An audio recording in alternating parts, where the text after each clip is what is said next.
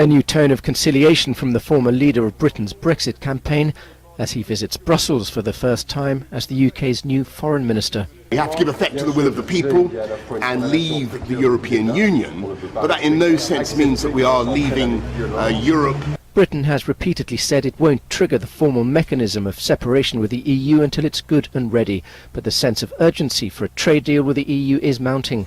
Deloitte warns that over 4/5 of finance chiefs from FTSE 350 and large private companies expect to cut capital spending in the next year. That compares to just over a third in the first quarter.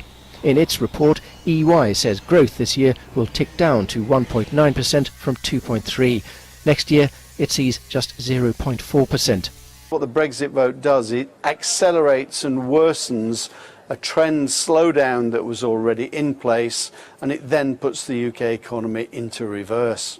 But as much as Boris Johnson's elevation to the role of foreign minister was controversial, it could offer too the prospect of greater political stability as the UK enters its crucial post-referendum phase. The hope is that by appointing politicians who were on the Leave campaign, that perhaps there is more chance of a scope for a deal, a compromise, which wouldn't necessarily lead to yet another split in the ruling Conservative Party.